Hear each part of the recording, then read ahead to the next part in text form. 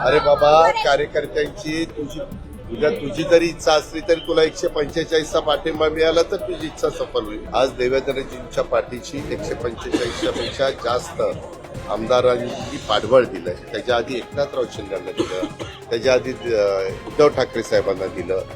त्यावेळेस ते मान्यवर मुख्यमंत्री होत असतात. बरेच दिवस माझ्या सहकाऱ्यांचं आणि काही राष्ट्रवादी काँग्रेस पक्षामध्ये प्रवेश करू इच्छित आहेत त्यांचं चर्चा चाललेली होती.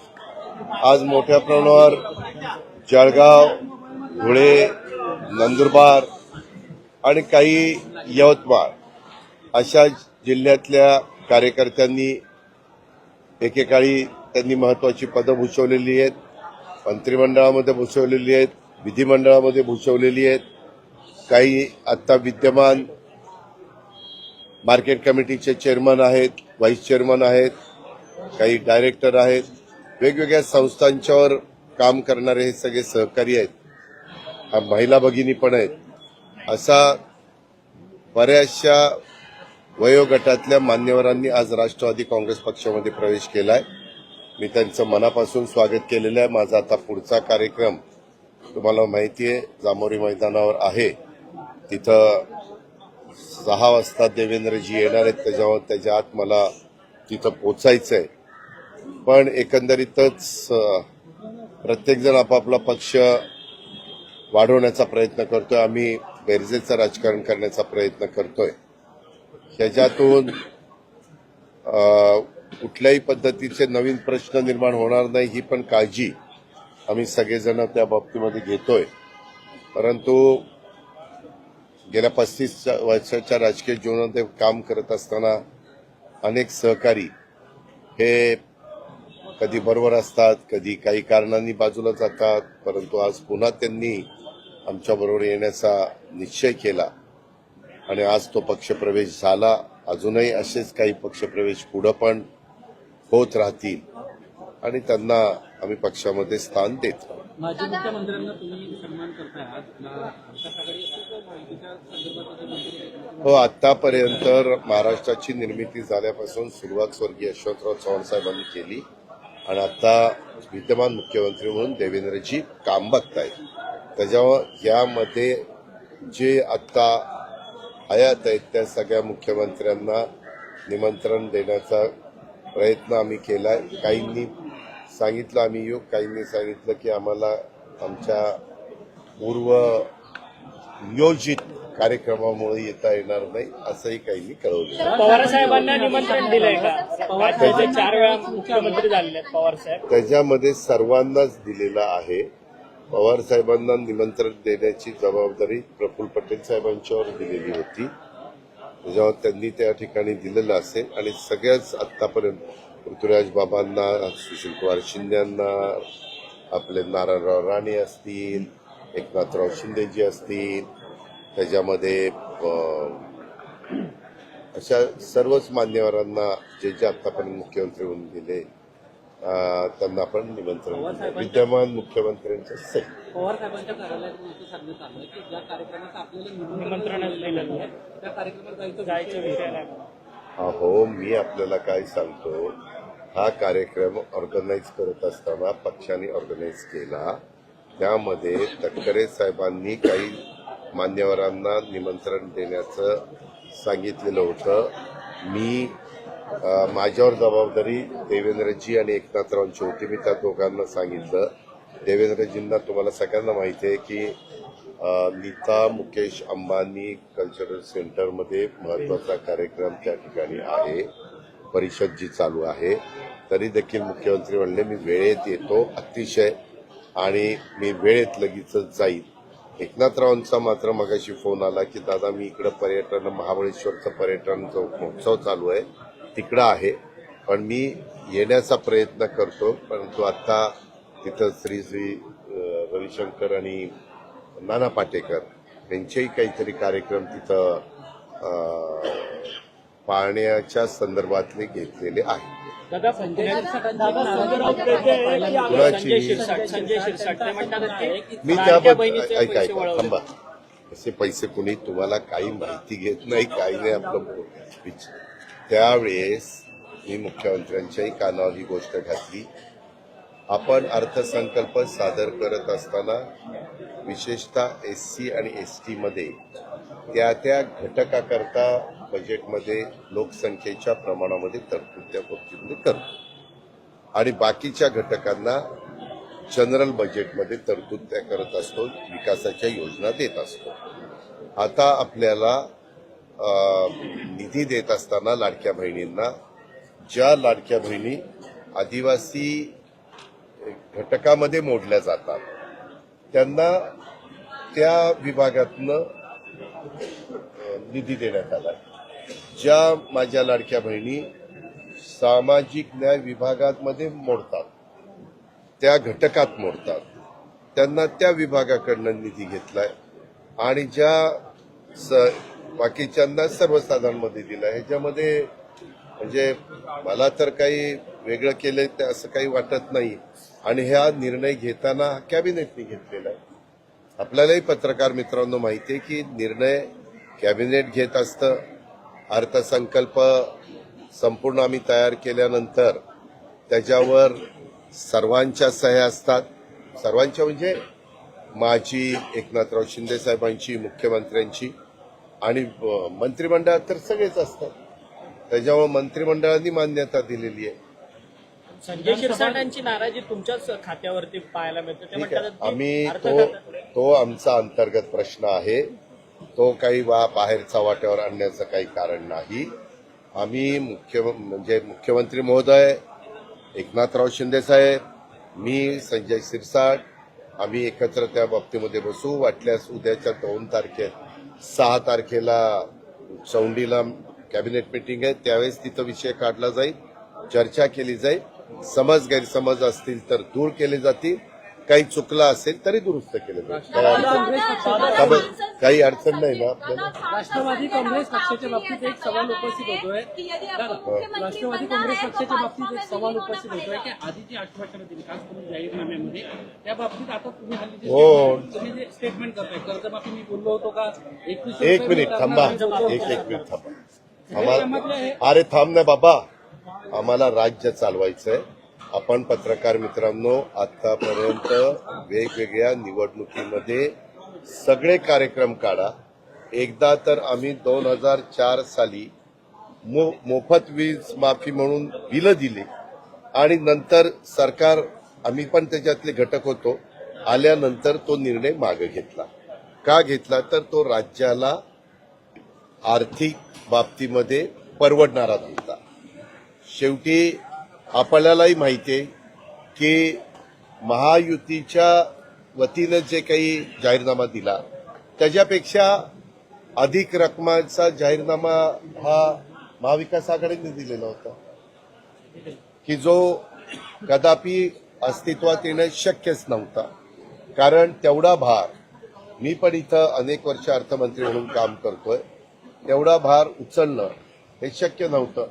पण बरेचसे राज्यकर्ते असंही करतात की आल्यावर पुढं बघता येईल, नंतर आपण ठरवू. पण लोकांना आपल्याकडे वळवण्याच्या करता, आपल्या पक्षाच्या उमेदवारांना मतदान करावं अशा पद्धतीनं आकर्षित करण्याच्या करता अशा गोष्टी देश पातळीवर आणि वेगवेगळ्या राज्य पातळीवर होत असतात. त्याबद्दल सगळ्यांनीच गंभीरपणे विचार करण्याची गरज आहे की उद्याच्याला घोषणा केल्या जातात आणि नंतर त्या घोषणा प्रत्यक्षात कृतीमध्ये आणता येत नाही, त्यावेळेस तिथं थोडंसं वेगळा निर्णय घ्यावा लागतो. मग शेतकऱ्यांची कर्जमाफी होणारच नाही हा ठाम निर्णय आहे का महायुतीचा? असं कोणी तुला सांगितलं? असं कुठल्याही पक्षाचा, उद्या मुख्यमंत्री तू झाला ना बेटा, तरी तू तसा निर्णय घेऊ शकत नाही. त्या वेळेची परिस्थिती बघून, काय परिस्थिती आहे, शेतकऱ्याचं नैसर्गिक संकट काय आहे, त्या सगळ्या गोष्टी बघून त्या वेळेस ते निर्णय घेतले जातात. मागं देवेंद्र फडणवीस मुख्यमंत्री असताना त्यांनी एकदा कर्जमाफीचा निर्णय घेतला. युपीएचं सरकार केंद्रात असताना त्यांनी एकदा कर्जमाफीचा निर्णय त्या ठिकाणी घेतला. त्याच्यानंतर आता उद्धव ठाकरे साहेबांच्या नेतृत्वाखाली आम्ही जे सरकार स्थापन केलं त्यावेळेस कर्जमाफीचा निर्णय झाला. म्हणजे आतापर्यंत महाराष्ट्रामध्ये 3 वेळेला कर्जमाफीचे निर्णय झालेत. ही गोष्ट आपल्याला कुणाला नाकारता येणार नाही. आजच्या घडीमध्ये काही गोष्टी प्रत्यक्षात कृतीत करण्याच्या करता काही अडचणी असतील तर त्याचा व्यवस्थितपणे विचार करून ज्यावेळेस आपल्या राज्याच्या अर्थव्यवस्थेला झेपेल आणि त्याच्यातून इन्फ्रास्ट्रक्चरच्या विकास कामावर कुठलाही परिणाम होणार नसेल. आता ते तर सगळे म्हणत होते की लाडकी बहीण योजना पण निवडणूक झाल्यानंतर बंद करतील. आम्ही चालू ठेवलेली आहे. आम्ही 1,500 रुपये देतो पण चालू ठेवलेली आहे. काही बाबतीत आता मी काल कर्नाटकात म्हणजे बेळगावला उतरलो. माझा एक चंदगड, गडिंग्लज आणि आजरा या विधानसभा मतदारसंघात कार्यक्रम होता. तिथं काही लोक मला भेटले. आज त्यांनी तिथं ज्या लोकप्रिय घोषणा दिलेल्या आहेत तिथल्या सरकारनी, आज त्याच्यामुळे त्यांच्या सगळ्या विकास कामावर परिणाम झालेला आहे. तिथं अडचणीला त्यांना सामोरं जावं लागतंय. शेवटी आपलं बजेट साधारण किती आहे, आपल्याला त्याच्यातून सॅलरी करता किती खर्च करावा लागणार, पेन्शन करता किती, कर्ज घेतलेलं त्याच्या व्याजा करता किती, अशा सगळ्या गोष्टीचा साकल्याने विचार करावा लागतो. जसं तुझं घरातलं कुटुंब चालवतो त्यावेळेस महिन्याभराचा विचार करून खर्च करत असतो, आपल्या महिन्याचं काय उत्पन्न आहे. तशा पद्धतीनं केंद्र सरकार, राज्य सरकार त्यांची 12 महिन्याचं काय उत्पन्न आहे, त्याच्यातनं दर महिन्याला किती आपल्याला भार उचलता येईल, अशा सगळ्या साधक बाधक चर्चा करून निर्णय घेतो. आम्ही त्या निर्णयापासून कुठेही बाजूला गेलेलो नाही, परंतु आजच्या घडीला आम्ही त्याची अंमलबजावणी करण्याच्या करताची परिस्थिती राज्य सरकारच्या अर्थव्यवस्थेची नाही.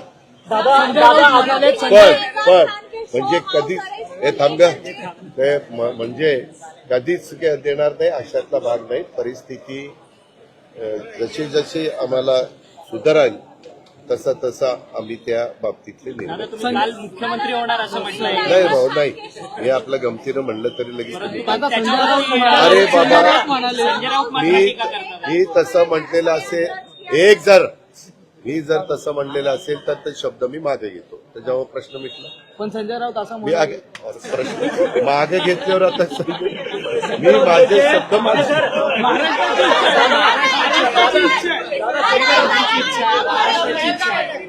अरे बाबा, कार्यकर्त्यांची तुझी जरी इच्छा असली तरी तुला 145चा पाठिंबा मिळाला तर तुझी इच्छा सफल होईल.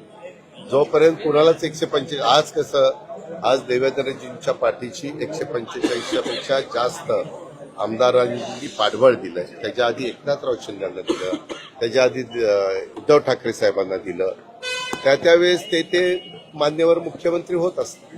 दादा, संजय राउत कहते हैं कि अगर मुख्यमंत्री मैंने भारतीय जनता पार्टी में विलीन होना पड़ेगा. मैंने आपको बताया ना कि मैंने जो स्टेटमेंट किया मैं विड्रॉ कर रहा हूँ. दादा, पुरंदर विमानतळाला मला बरोबर आहे. मला त्याच्याबद्दलची माहिती मी प्रशासनाकडनं घेतली. कलेक्टरनी मला सांगितलं की तिथं ड्रोननी मोजणी करायला गेल्यानंतर मोठ्या प्रमाणावर महिला पुरुष असा एक आक्रमक पद्धतीनं पुढे आल्या आणि त्याच्यात दुर्दैवाने एका महिलेला काहीतरी तिथं अटॅक वगैरे आला, तर त्यांचं दुःखद निधन झालं. मी त्यांना भावपूर्ण श्रद्धांजली अर्पण करतो. आणि मी त्यांना सांगितलं की बाबा असं कुठं काही म्हणजे फार आक्रमकपणे जाऊ नका. आजचं कामकाज तुम्ही त्या ठिकाणी थांबवा. चर्चेतनं काही गोष्टी सुरळीत करण्याचा आमचा प्रयत्न राहील.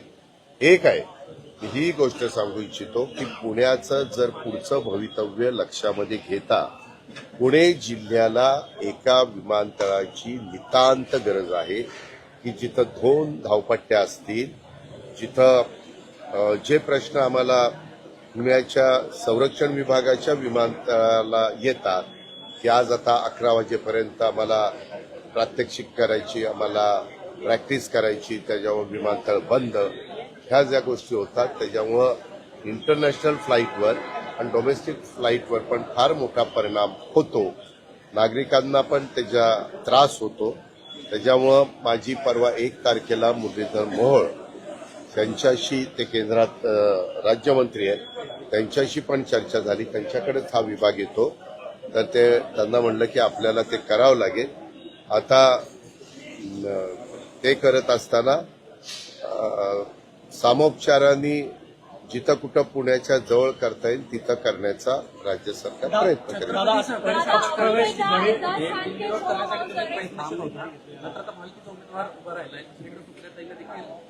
महायुतीचा उमेदवार कुणी नाही सांगितलं तुला. इतकं तुम्ही खोटं बातम्या लावतात आणि माझी बदनामी करता. ज्या चॅनलने दिली तर त्या चॅनलने एकदम दादांत खोटी बातमी लावली. मी आवाहन केलेलं होतं, कारखाना आर्थिक अडचणीमध्ये आहे, आपल्याला तो बाहेर काढायचा म्हटलं तर आपल्याला अमित शहा साहेबांची मदत घ्यावी लागेल, एनसीडीसीची, आपल्याला राज्य सरकारच्या सहकार विभागाची, आपल्याला अर्थ मंत्रालयाची, आपल्याला मुख्यमंत्र्यांची, या सगळ्यांची मदत घ्यावी लागेल आणि आपल्याला पण काही सभासदांना ऐच्छिक हे ठेवावे लागेल. हे करत असताना जुन्या बोर्डातला एकाही व्यक्तीनं आग्रह करू नये, कारण 10 वर्ष त्यांना मिळालेली आहेत. आपण नवे चेहरे त्या ठिकाणी देण्याचा प्रयत्न करू आणि आम्ही पृथ्वीराज जाचकांच्या नेतृत्वाखाली ते पॅनल उभं केलेलं आहे. त्यामध्ये जास्तीत जास्त वेगवेगळ्या लोकांना सामावून घेतलं, पण तेवढ्याच ताकदीची मतं काही लोक आम्हाला थांबवावे लागलेत, कारण जागा फक्त 21 होत्या. समोरच्यांनी पॅनल केलेलं आहे काहींनी, परंतु ते विरोधाला विरोध करण्याच्या करता केलेलं आहे. 21 पैकी फक्त 16 जागा त्यांना मिळालेल्या आहेत. त्याच्यावर पूर्ण पॅनल पण त्यांचं झालं नाही. आमच्या ग्रामीण भागात पूर्ण पॅनल झालं नाही तर त्यांना म्हणतात लंगडं पॅनल, म्हणजे असा उल्लेख केला जातो. तुम्ही लगेच म्हणू नका अजित पवार लंगडं पॅनल म्हणणार, लंगडं पॅनल म्हणणार. मी ते सांगतो की आमची भाषा ग्रामीण भागाची काय. तुम्ही शहरी भागातल्या उच्च श्रेणीत काम करणाऱ्या मीडियानी हे जरा शब्द लक्षात घ्यावेत. आणि त्याच्यामुळं मी उद्याच्या 5 तारखेला तिथं प्रचाराचा नारळ फोडायला जाणार आहे. माझे सहकारी दत्तामामा भरणे असतील, आमचे ज्यांच्या नेतृत्वाखाली आम्ही लढतोय ते पृथ्वीराज जाचकजी असतील, आमचे सगळे उमेदवार असतील. मला जी काही भूमिका मांडायची ती त्या ठिकाणी मांडेन, परंतु आपण जे काही सांगितलेले तसं तिथं झालेलं नाही. अर्ज जवळपास 700 का 650 आलेले होते. आता 650 अर्जामध्ये जर काही लोकांनी, आम्ही प्रयत्न केला, परंतु 3 वाजेपर्यंत काही जण अज्ञातवासात गेलेले होते. आता अज्ञातवासात गेल्यामुळं आमचा नाईलाज झाला, नाहीतर निश्चितपणे काही गट अनापत झाले असते. पण ठीक आहे, लोकशाहीमध्ये उभं राहण्याचा प्रत्येकाला अधिकार आहे. आपण बळजबरी करू शकत नाही, आपण आवाहन करू शकतो. तसं मी आवाहन केलेलं होतं, परंतु एका चॅनलला असं वाटलं की अजित पवारांच्या आव्हानाला प्रतिसाद नाही मिळाला, त्याच्यामुळे अजित पवारांची बेआबरू झाली किंवा अजित पवारांना अपयश आलं, असं काहीतरी बाजून कांड्या पेटवायचं काम चाललंय. त्यांना लखलाप. मला माझ्या मतदारांच्यावर विश्वास आहे आणि तो वेळोवेळी सिद्ध झालेला आहे. आणि हे पण मतदार आमचं श्री भवानी माता पॅनल हे चांगल्या मताधिक्याने विजयी करतील. विजयी झाल्यावर तुला तर नक्कीच सांगणार आहे. आणि ज्यांनी ती खोटी बातमी दाखवली त्या चॅनलच्या संपादकालाही फोन करून आता कसं वाटतंय असं त्याला विचारणार.